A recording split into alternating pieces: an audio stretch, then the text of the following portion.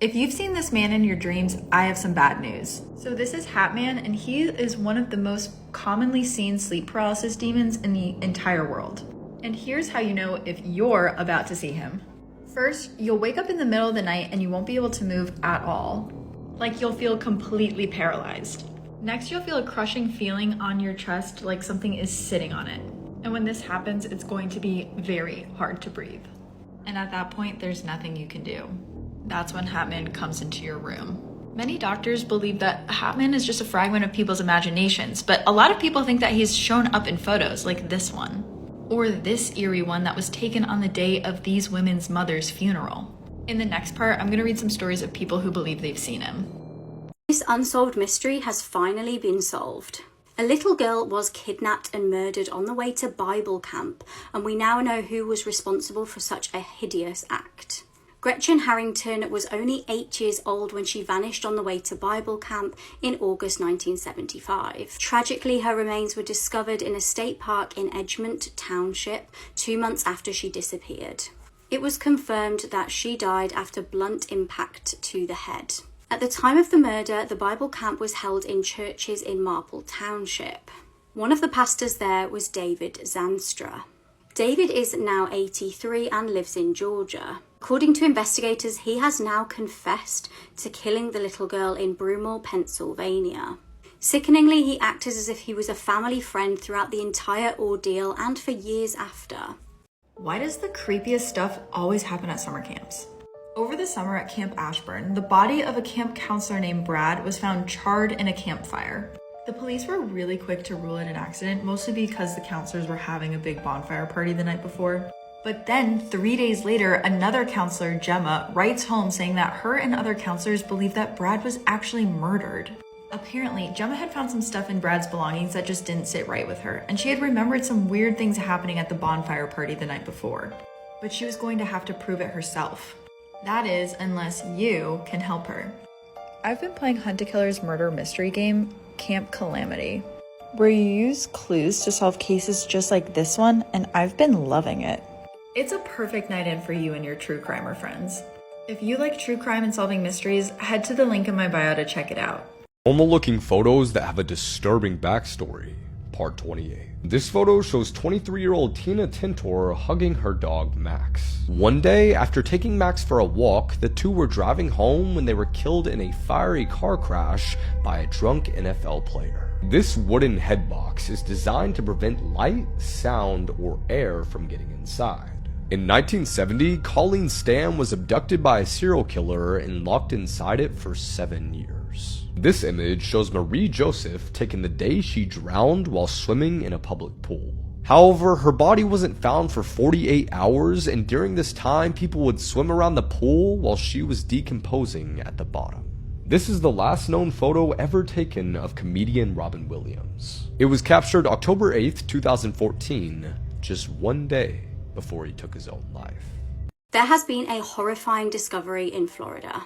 Police have recovered 3 suitcases from the Delray Beach containing remains of a mystery woman. On July the 21st, police received a call about something suspicious in the water. When police got to the scene, they found human remains in the first suitcase and shortly after found 2 other cases. A homicide investigation is underway and police have revealed this image of what they believe the victim to have looked like. The image also roughly shows what her clothing may have looked like as well. They believe that the victim was killed between the period between the 17th and the 20th of July. She's believed to have been between 35 and 50 years of age. Based upon what they have found, they believe that she was about 5'4" in height. Investigators are appealing to members of the public for any help in identifying the victim. They're also asking anyone who lives in that general area to check their security cameras for anything that might be useful towards the case. In an act of just incomprehensible cruelty, the father that stands before you lined up his 3 young boys He executed them in his own home with a rifle.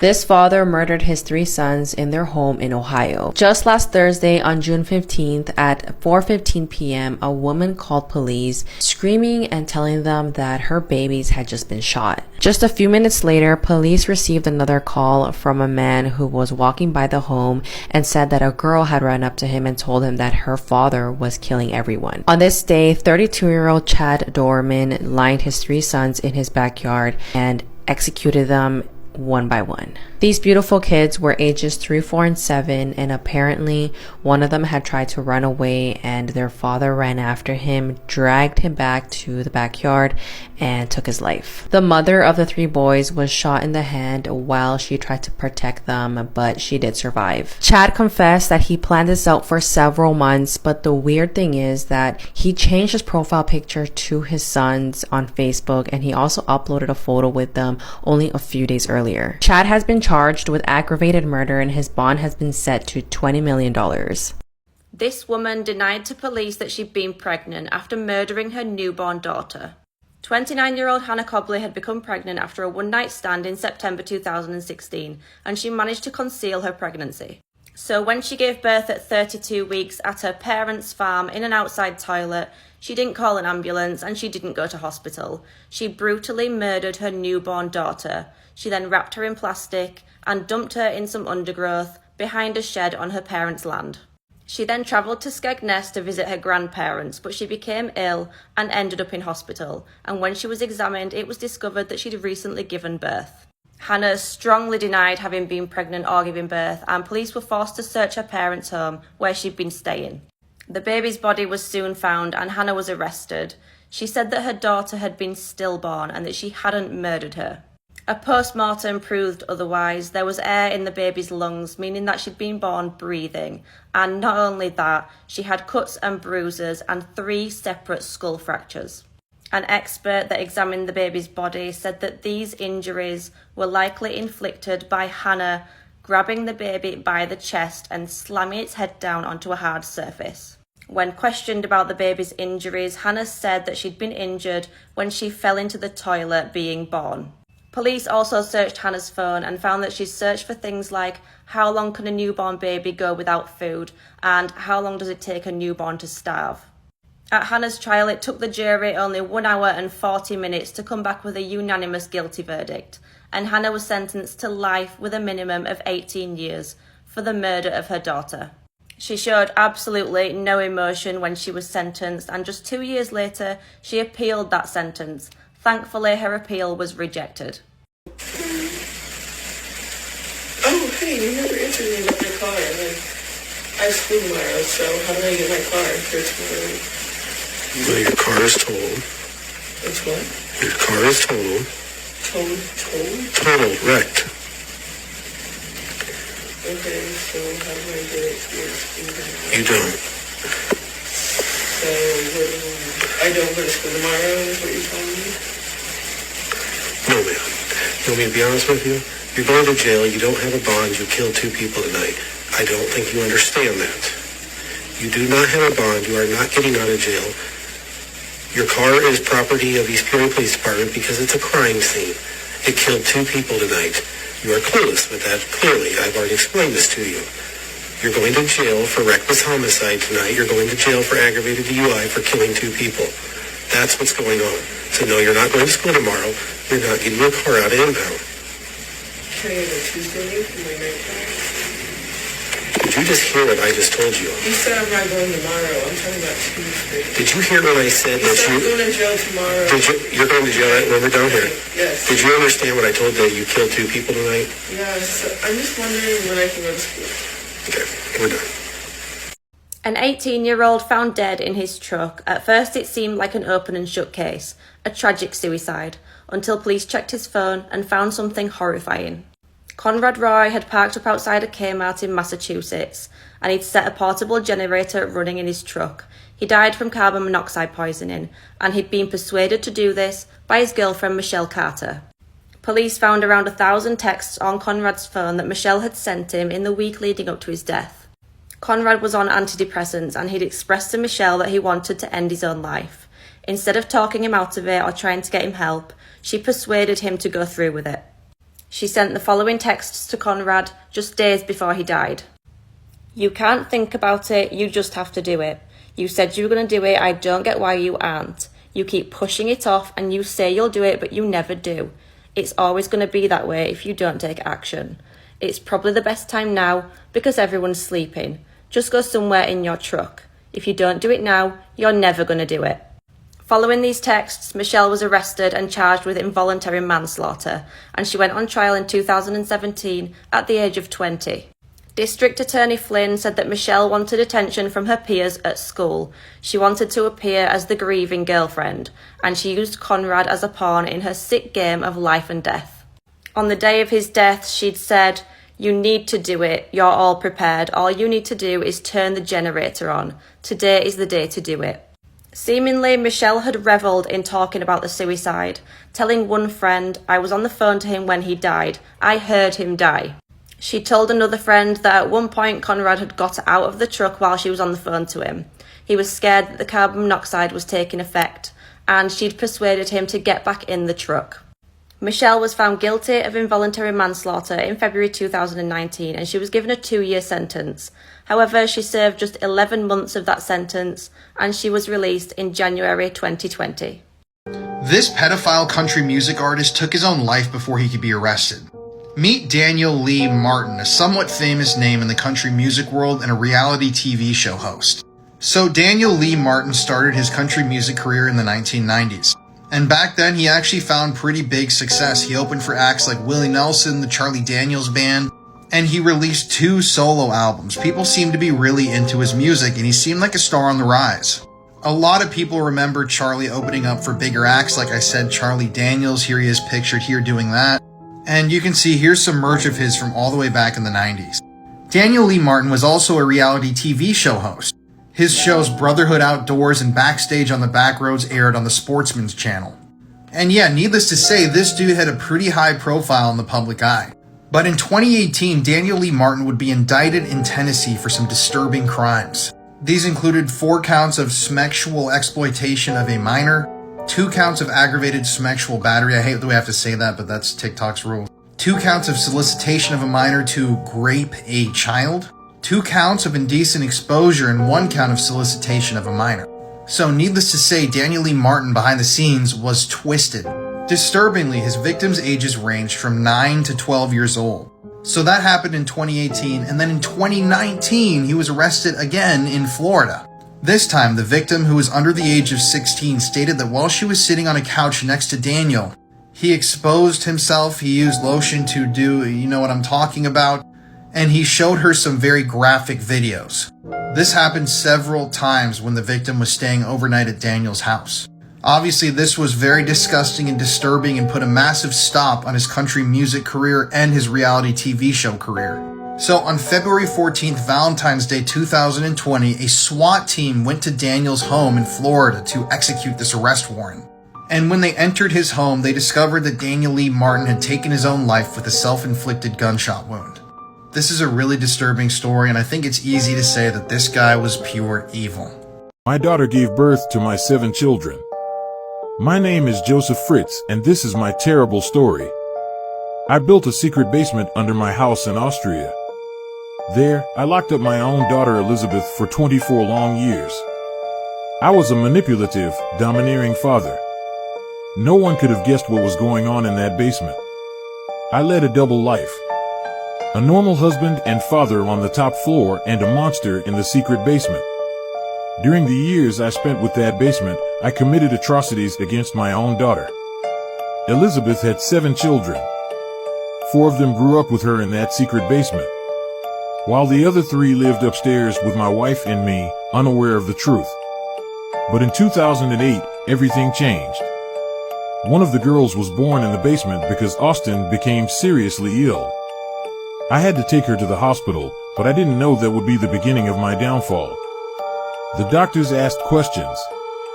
The police and media began to investigate. My terrible secret was revealed. The basement in which I had locked my daughter and children was discovered. In 2009, I was sentenced to life imprisonment. I'm now behind bars where I can't do anything to anyone. My story has shocked the world, and many people wonder how such a crime could go unnoticed for so long. This popular YouTuber and makeup blogger threw her 2 babies in the trash, killing both of them. This is Alyssa Dayvault, so this case is really disturbing. Viewer discretion is advised, but back in the day, she used to have a pretty big YouTube channel. She would constantly be posting these videos with artistic makeup, showing people how to do the makeup like her, giving beauty and fashion advice.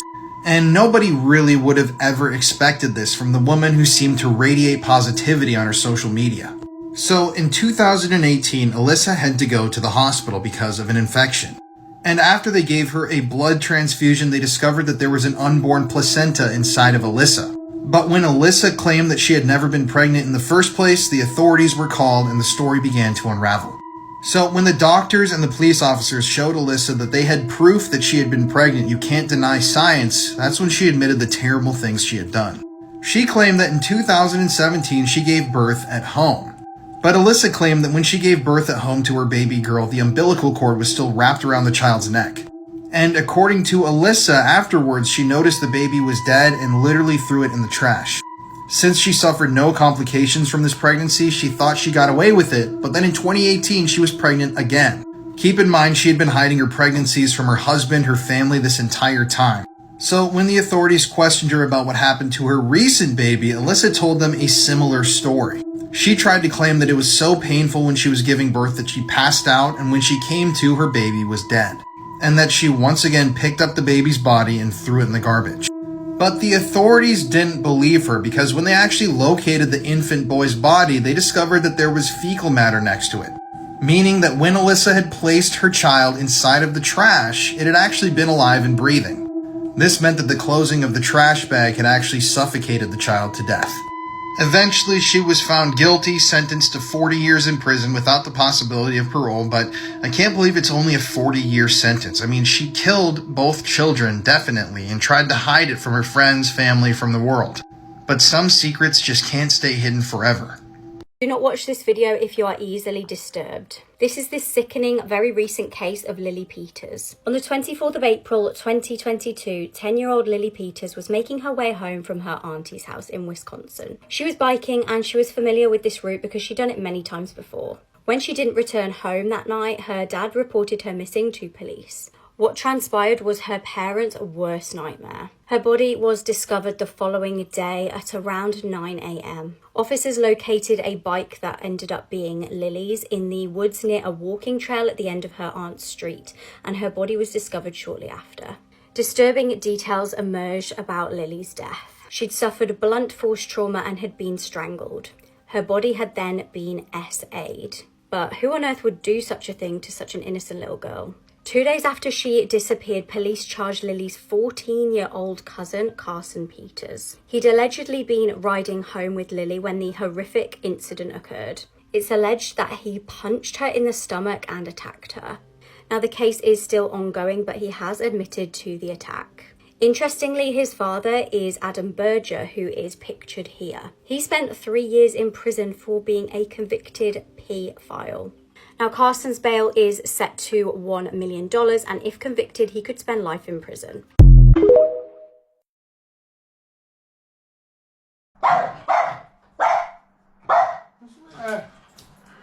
What? Look in there, mate. Look in there. What? Look in there. I bet you didn't know the Texas Chainsaw Massacre is based off true events. I am Bubba Sawyer, but you may know me as Leatherface. I was born into a deranged family of cannibals and sadistic killers living in a remote Texas farmhouse. My mother was a quiet woman, but my father was a monster. He was an abusive alcoholic who would beat my mother and us kids whenever he got the chance. As a child, I was always fascinated with the animals that my father would bring home to slaughter. I would watch as he killed them, and I felt a strange sense of satisfaction. I didn't realize it at the time, but that was the beginning of my descent into madness. One day, my father brought home a chainsaw. It was a massive tool, and I was in awe of it. I begged my father to let me use it, and he eventually gave in. From that moment on, I was hooked. I would spend hours on end, cutting through trees and anything else that I could find. The sound of the chainsaw was like music to my ears. It was my escape from the reality of my life. But it wasn't until my father died that I truly lost my mind. I inherited his house, and I turned it into my own personal slaughterhouse. I would lure people in and kill them using my trusty chainsaw to do the deed. The screams of my victims were like a symphony to me. One day, a man named Kirk entered my home to barter for gas. I attacked him with a hammer, killing him. A woman named Pam came in after him. She found my living room strewn with human and animal bones.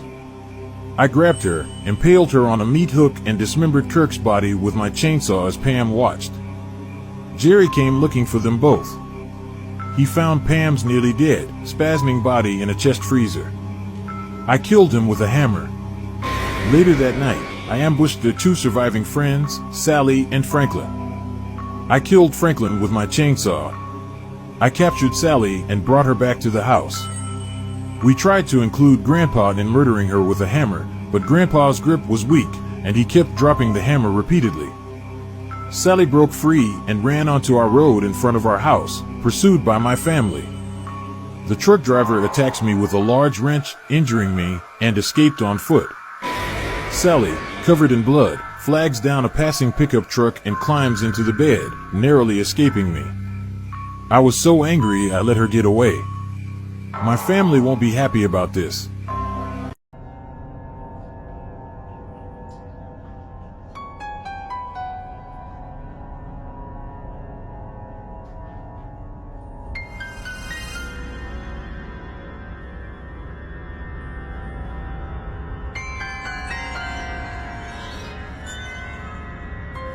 What you doing? What's that? Do you remember me? Yeah. Hey man. How you been? Hi. You Nicole? Yes.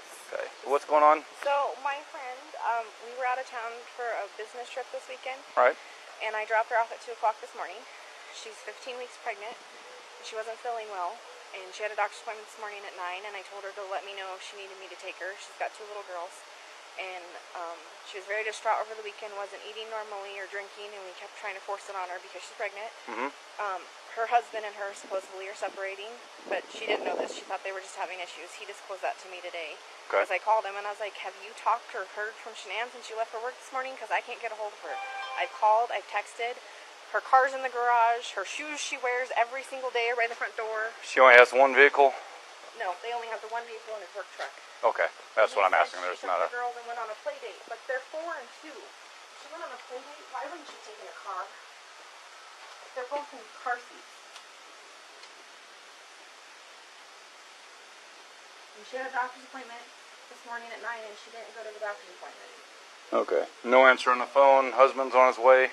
Supposedly, but he said that 30 minutes ago when I called him again, and he said he was 45 minutes out still. And I know the code to the door. You do? I do, but there's a thing on it. There's a... No, it'll... You can press it, we can do it. There's a... They have the thing flipped up here. Oh. What about the garage door? I don't Is know. there... Is there a key code, Sandy, to open the garage from the outside? What is it? His mom's gonna get it. Okay. This is her parents. Mike, what's the key code of the garage? Sandy's house. The cops are there. Well, I can't go in, but if they allow you to go in, I have to have the property owner's permission to enter. Something's going on.